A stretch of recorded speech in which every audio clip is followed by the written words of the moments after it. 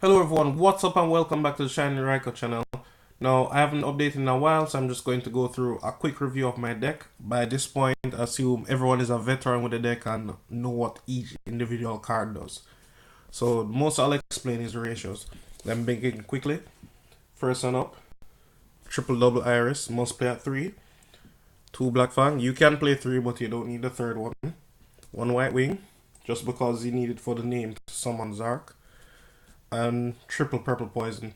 Just the best magician in the deck. Probably the best monster in the main deck. Next one up, we have triple harmonizing magician, triple wisdom eye magician, and 1 oath.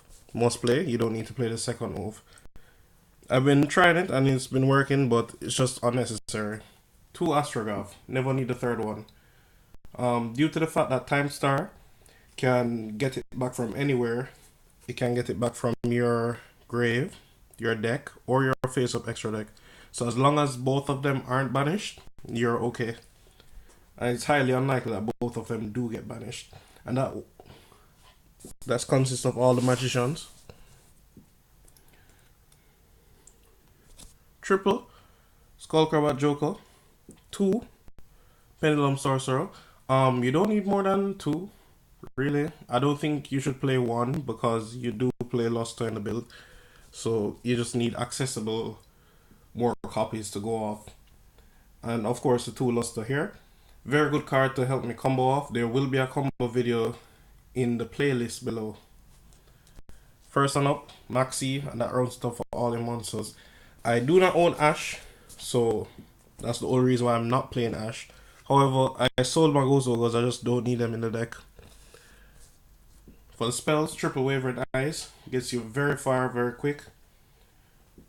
Triple Duelist Alliance. By the way, you only have to play 2 Wavering, but where I live, there's a lot of magicians, so I have to keep 3 in for the mirror match because they do come up often.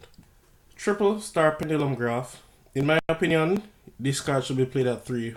If any spell card I want to find in my hand turn 1 is this, because if you find a Wisdom Eye, you can even go potentially +3 just by having those cards. Then we have Pen Call. Just for emergency situations, you can definitely play the deck without it. However, there are a lot of times that come up that, example, your opponent has a masterpiece and keep destroying your scales. You want to protect them for 1 turn, this is the card to go to. Then we have 2 Mystical Space Typhoon. Just because I play a lot of Paleozoics and a lot of decks that just main deck anti-spell, I just need that out immediately in the deck. And 2 of the trap card, Time Pendulumgraph. You don't want to play 3 because it gets cloggy. Although I used to be very comfortable playing 3. I just been testing 2 and trust me, situations come up that I wish I played the 3rd. For the extra deck, we have first one up Zark. Self-explanatory, your boss monster. Venom, and that runs stuff for your fusions. I'm going to show you a little cheeky things that you can do with your Venom. Next one up, Clear Wing, Stardust, Crimson Blader, Psy-framelord Omega, and of course Ignister. Now, a thing you can do with your Venom is that because you can't copy any of your monster in the graveyard effect, you can copy any of these 4 to gain some massive pluses. An example, if you copy your Ignister, you can special summon a Luster from your deck and destroy it and shuffle in a card. And if you have Crimson Blader, you can of course use Crimson Blader effect, just copy it and attack. Or Psy-framelord Omega to banish an extra card out of your opponent's hand.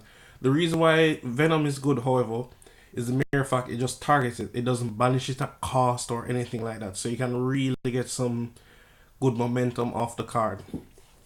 And that rounds it up for your synchros. For Exceeds, we'll play Dweller. Must play, absolutely. It wins games by itself. Tapir. He's just a really, really good card. I don't know why he's so good. He's just really good. Timestar Magician, your main go-to card in the deck for the Exceeds. A little thing that people don't know about Timestar is that you can add the card, the Dark Spellcaster that you're going to add, from your graveyard, your deck, or your face-up extra deck. Most people just think it's deck only. So they come into a situation where like, oh, we don't have any more jokers. You could just search one from your face-up extra deck. Probably can't even pendulum summon it back. Like, it gives you a lot of options and people don't even remember most times. Then we have Rebellion, big beat in the deck, does a lot of damage, a massive amount. And Trapeze for your Trickstar matchups. However, due to the OCG ban list where the trap card for Trickstars got hit, I don't think we might play Trapeze still. Due to the simple fact that if the Trickstars can't kill me like that, they can't beat me at all. Okay, so I just won't need the card. There are a lot of situations where I come up in simple OTKs, but I can do without. And for your last two, the link, you have Decode Talker and Ib, the World Chalice Priestess. You do need to play a copy of at least any link to that can summon. The reason is that first turn, you will most likely want to set up a Decode Talker and a Tapir in defense. Now, the following turn, you know that your opponent won't be able to do anything. You'll have the trap card to destroy them and stuff. So you want to get rid of Tapir because Decode Talker cannot go to defense because a link monster. You don't have to worry about him. However, turn 2, you want to send this on any of your spellcasters or any monster and summon Ib. This gives you access immediately to 3 pendulum summon monsters from the extra deck. So it's a really good card, and then Ib works with the trap card. Say I want to target one of my monsters, I can just send Ib to the graveyard instead. I know that because it didn't destroy my monster and it destroyed my opponent's card, it can send the next card on the field to the graveyard. And mark you, Ib is protected by spells and traps, so even if it is not linked to anything, the Time Pendulumgraphs and Star Pendulumgraph will still prevent it from being targeted. And that's it for the main deck and the extra deck.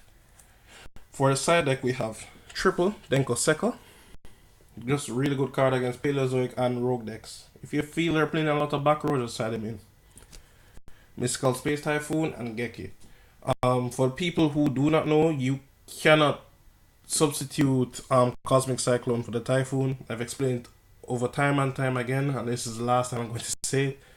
You're going to be in a lot of situations where you need to destroy your own card. You cannot Cosmic Cyclone your own card because it will banish it. And then Geki, I just don't really want to draw a non-combo hand. I don't want to brick. I want to see monsters that can help me go off. So I don't really want to see Geki first turn. Next one up we have Triple Mirror Force. It's just really still a good card. What I really decided it in for was Dinosaurs and True Draco. Just in case if Masterpiece was unaffected by monster and spell, this still works. But it's not doing its job right now because I'm not playing a lot of Dinosaurs, but I'll still keep it in just in case. We have triple Heavy Storm Duster, just back removal, 2 for free. As long as you do it in your opponent's turn, you can attack in your turn. Triple Rivalry, very good card. Helps you against a Spiral matchup mostly. And then Pendulum Hole. Just because it's searchable with Alliance, you want to secure something for the mirror match where you just Pendulum Hole, everything just goes away for them. The reason why I'll cut it down to 1, I was playing 2, is that if you activate 1 and resolve 1, you win. There's just nothing else to it. You just win. Alright, thanks for watching.